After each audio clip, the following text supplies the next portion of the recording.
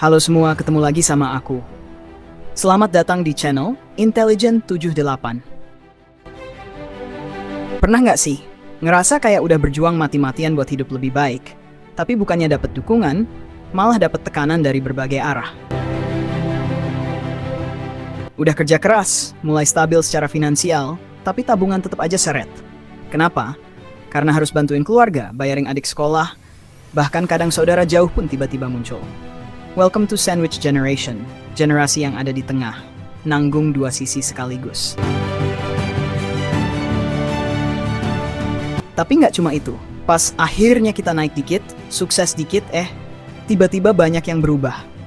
Ada yang nyindir, ada yang ngerasa kita sok pamer, ada yang berharap kita harus selalu berbagi. Ini yang disebut crab mentality, dimana kalau ada yang mau naik, yang lain malah narik ke bawah. Dua fenomena ini bikin banyak anak muda ngerasa capek secara mental dan finansial. Kita dihadapkan sama pilihan. Mau maju, tapi takut ditarik turun. Mau bertahan, tapi lelah sama tanggung jawab yang terus bertambah.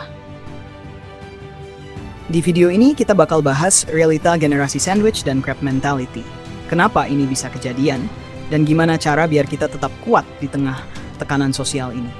Jadi kalau lo pernah ngerasa kayak kenapa hidup gue berat banget, tonton video ini sampai habis. Karena lo nggak sendiri.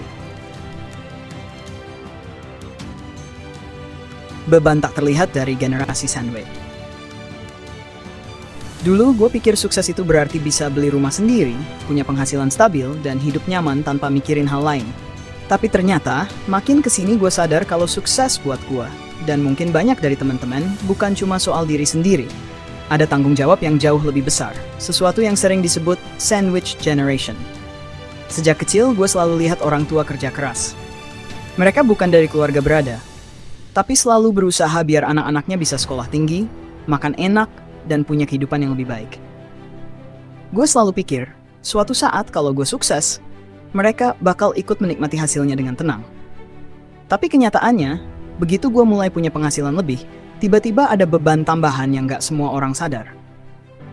Gue harus bantuin biaya hidup orang tua, biaya sekolah adik, bahkan kalau ada saudara jauh yang butuh bantuan, mereka bakal otomatis ngeliat ke gue. Kamu kan udah sukses sekarang, kata mereka. Seakan-akan keberhasilan gue adalah solusi buat semua masalah di keluarga. Bukan berarti gue nggak mau bantu. Gue sayang sama mereka. Tapi kadang ada rasa capek yang nggak bisa dijelasin. Teman-teman lain yang nggak punya beban kayak gini bisa bebas nabung buat rumah, investasi buat masa depan, atau sekadar healing tanpa rasa bersalah. Sedangkan gue, setiap kali ada pemasukan, selalu ada prioritas lain yang harus dipikirin dulu. Dan yang bikin lebih berat, orang-orang di luar sana sering nggak ngerti. Ada yang bilang, harusnya kamu bisa lebih sukses lagi kalau nggak terlalu mikirin keluarga. Atau malah ada yang nyindir, enak ya bisa pamer sukses, tapi kok nggak kelihatan beli barang mewah. Mereka nggak tahu kalau di balik semua itu, ada tanggung jawab besar yang gue emban sendirian. Tapi ya, begitulah hidup.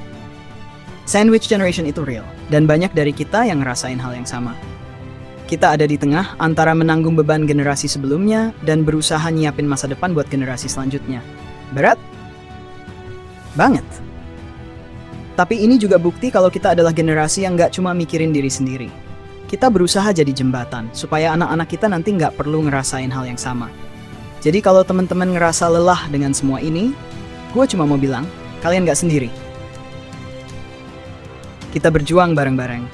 Dan yang terpenting, jangan sampai lupa buat tetap hidup buat diri sendiri juga. Karena pada akhirnya, sukses itu bukan cuma soal uang, tapi juga gimana kita bisa tetap waras di tengah semua ini.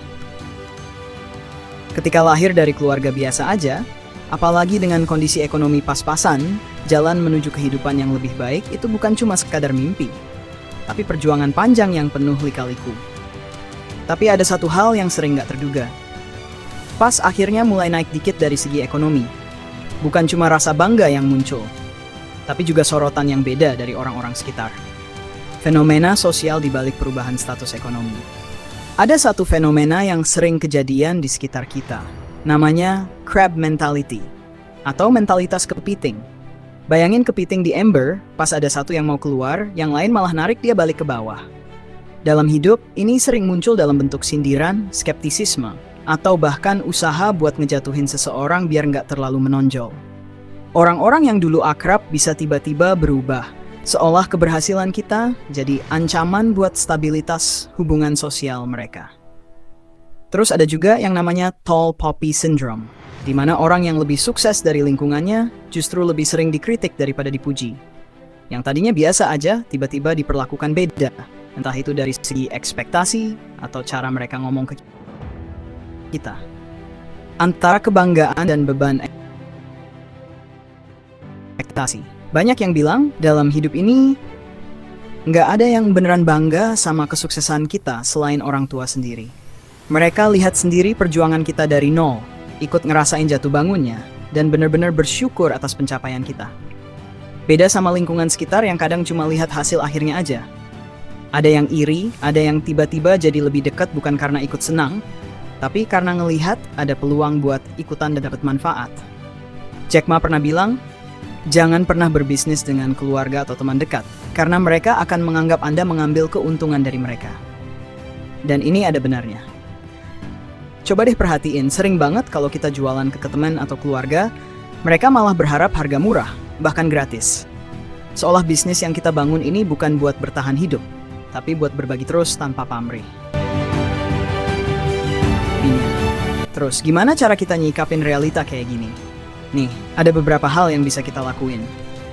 1. Tetapin batasan sehat. Jangan ragu buat bilang enggak kalau ada permintaan yang nggak masuk akal.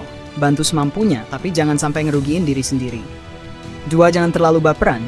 Kritik, sindiran, atau komentar nyinyir itu bakal selalu ada.